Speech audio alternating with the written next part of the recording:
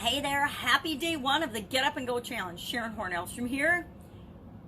Do you know that actually one of the hardest things that we do every single day, and we do it every single day, is to actually get out of bed, to hoist ourselves, to physically get out of bed. Now, it's harder for some of us than it is for others. I have been one of those people that's had chronic pain like the majority of my life. So physically getting out of bed has always been a challenge. But I learned at a young age that there were things that I could do to get me out of bed. I also learned that through trial and error, lots of trial, lots of error, that if I got up as soon as my alarm clock went up, and if I stood up, walked across the room to turn off the alarm clock, or actually physically moved and took the action to get out of bed to do something, that I wasn't going back to bed. Now, sometimes, yeah, it's easier to just go climb back into bed, but for the most part, that's the hardest thing we do every single day, physically and emotionally and mentally, because we're going from a massive transition of sleep and subconscious and dreaming to taking action, the world of action. And that's the first action we take every single day. There's all kinds of tricks you can do. I do all kinds of tricks to myself to keep myself up and awake now. One of the things I do is I make my bed as soon as I get out of it, as soon as I get up to actually plug in my hot rollers, because I gotta have my 80s hair, and then I brush my teeth. Brushing my teeth is a signal to me that I'm instantly awake and I'm ready to start my day and the rest of my morning routine. Now, this pandemic, this COVID-19 pandemic has thrown all of us a curveball. And part of why I decided to do this 30-day, this is a 30-day free challenge to get up and go, is because I personally want to make sure that I am better off and better prepared for the world that will greet us all on April 30th or slightly beyond or thereabout. I want to make sure that I am personally prepared and that I can prepare as many people as possible to hit the ground running when our lives and our worlds open up again in personal and professional ways. This is actually for you if you are throwing your hands up in the air, if you're squishing the squeeze ball, if you're frustrated, if you're sleeping too much, if you're eating too much, if you're doing anything that you know isn't good for you right now, because you don't know what to do. You don't know what your next move is. You don't know what you should be focusing on. This challenge is for you. Every day I will talk to you about, and I will share with you, an everyday success secret from Dr. Wayne Dyer, because I love Wayne Dyer, and this is a great little book. So for example, today, the saying we're going to talk about, and I need my magnifying glass, put down the stress ball, grab your magnifying glass. It says, either you have control or you don't. If you do, take control. If you don't waste your energy on worrying about it or fretting or commiserating or feeling bad because you can't do something. Now, if you know me or you've met me, you know that there's no such thing as can't. There's I won't, I shouldn't, I don't want to, I'm not willing to put forth the energy, the time, the effort, the resources, whatever, but there's no such thing as can't. So we are in a situation where a lot of our control has immediately been removed from us, right? So we can focus on what we can't do and what we've lost and what's not working anymore, or we can focus on what we can do. For the next 30 days, we are focusing on absolutely positively what we can do. And we're going to begin that by asking ourselves and answering a question. Today will be a really quick, short one, but every day we'll do an action item. Every day I will ask you to do something and comment below with your answers. And you can comment in, I've set up a private Facebook group. That's where I would comment. You can comment on the page here if you want, and if you don't want to go into the group.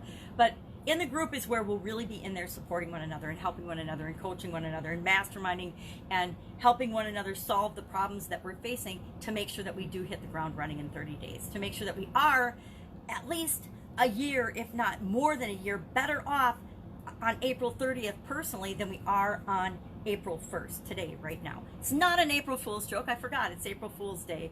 I'm serious about me being better and you being better as well. So what's our assignment today? Ask yourself the simple question, how flexible are you with change? In this, I love workbooks. I have tons of workbooks, and I do a lot of coaching and a lot of fun things. And I like to use other people's tools because it adds credibility so people don't just think, oh, this is Sharon telling me to do this. This is a lot of amazing authors and best-selling authors, by the way, who have created tools and books and things. And I'll share some of my favorites with you throughout the 30-day journey, because guess what? Sometimes we just need to get outside of ourselves and actually do a little something to help us think and see things in a different way. So in the Don't Sweat the Small Stuff workbook on page 140, number 65, he's got a couple. I don't remember how many are in here, but over 100 questionnaires and exercises. And how do we make changes in our lives? We ask ourselves questions. Everything we do subconsciously, we evaluate by asking questions. So on this, he's got be flexible with changes in your plans. How flexible are you with changes in your plans? And so our action item today, and I'm going to read you a couple of these so that you can ask yourself, okay, how flexible was I before? Because I used to think I was really, really flexible when I was younger, and I was terrible. I wasn't flexible at all. It was my way or the highway, and that was it. And as I got older and more experienced, meaning knocked in the head and knocked around sometimes in business and in life, I learned that it was a lot more fun and a lot easier to be flexible. So my question is, before Corona, how flexible were you on a scale of 1 to 10? 1 being absolutely, positively not flexible at all. You could say 0 if you were like totally rigid and not flexible at all. To 10 meaning you just go with the flow of life, and whatever comes your way, you just deal with it in a positive way. That would be a 10. Before coronavirus, right now, and where do you want to be after? So I call that PC, post-coronavirus, because I like post-corona actually better than political correctness. So 3 numbers in your comment, and you don't have to say what they are, just 1, 2, and 3. So before coronavirus, I was a 6, let's say. I'm just making this up. During coronavirus, I'm actually about a 4 right now. I have gotten less flexible and way more rigid in how I approach things, how I do things, what I do and what I won't do, where I'll go and where I won't go, which is pretty much nowhere right now. And then who I'll interact with, things like that. So my flexibility has actually gone down, and I've gotten more rigid. And then how do I want to be after post-coronavirus? I want to be about an 8, right? I don't want to be so flim-flammy and flexible that everything that comes my way, I don't really let it impact me, but I also want to be more flexible. I want to be continually improving in my flexibility. So what does, I'm cheating here, Richard Carlson from Don't Sweat the Small Stuff have to say about being flexible with changes in our plans?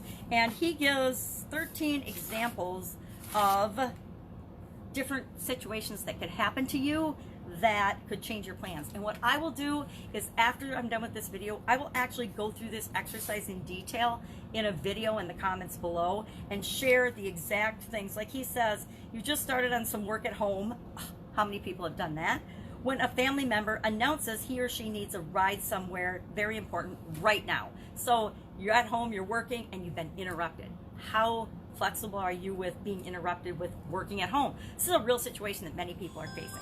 So I will talk about that, and we'll talk about